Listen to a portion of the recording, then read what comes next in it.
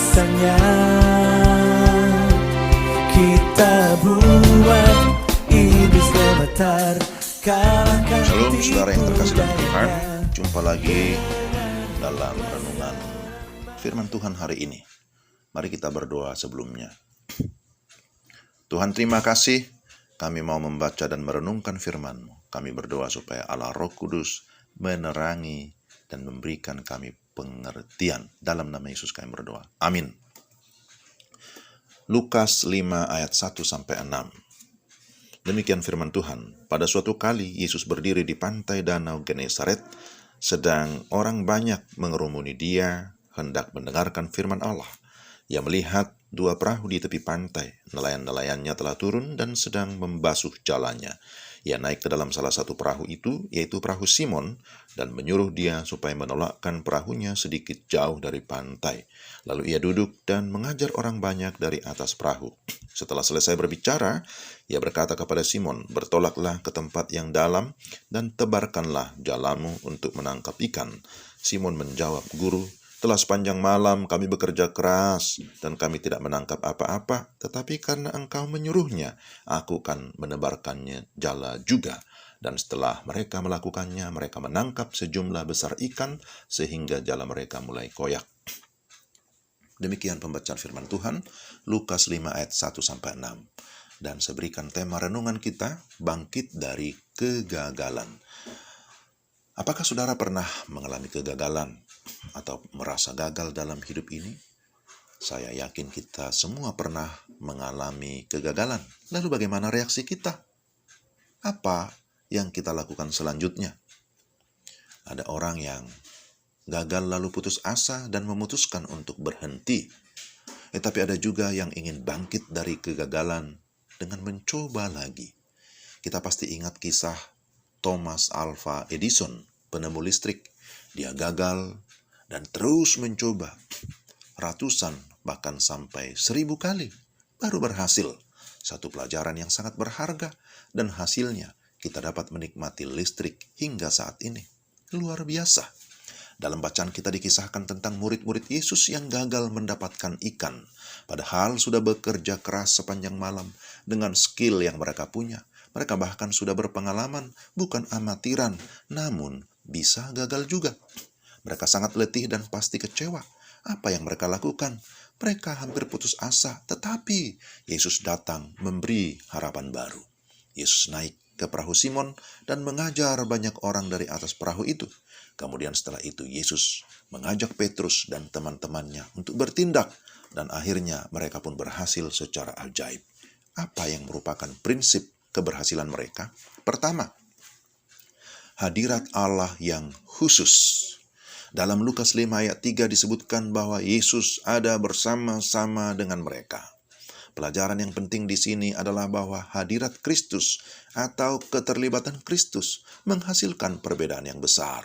Mereka tidak menjala sendirian, tetapi mereka sedang bersama Tuhan.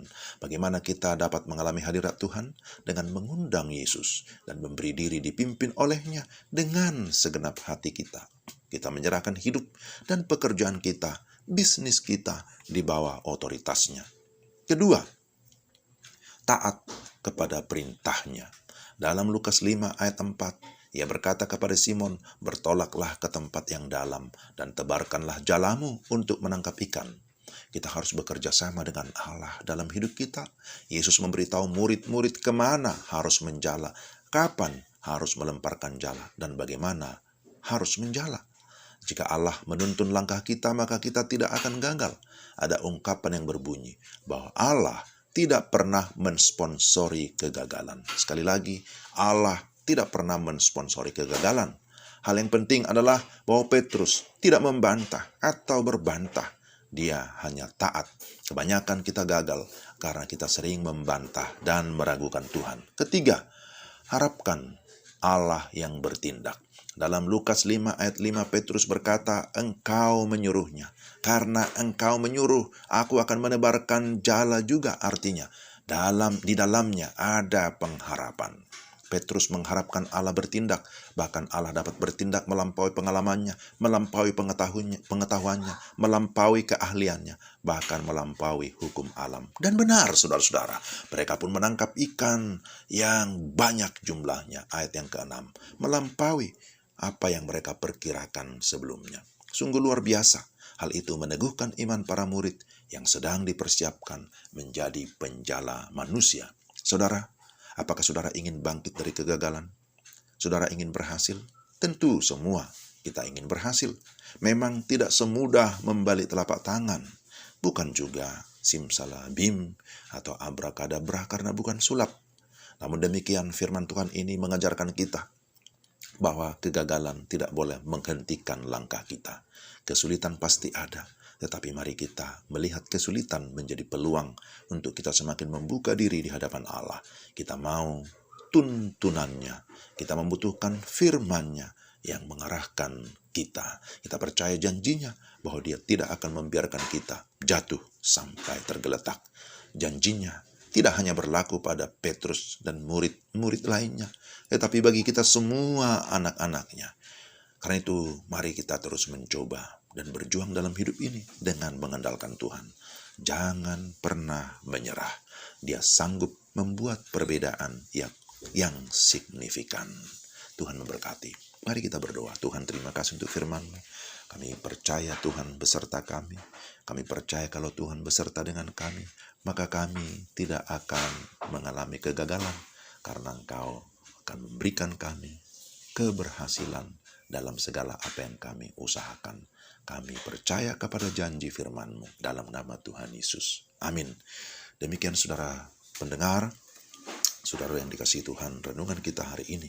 Kiranya kita terus bersemangat dalam menjalani hidup kita. Memang kadangkala kita bisa gagal, kita bisa kecewa. Tapi jangan lupa, di dalam Tuhan selalu ada pengharapan. Shalom.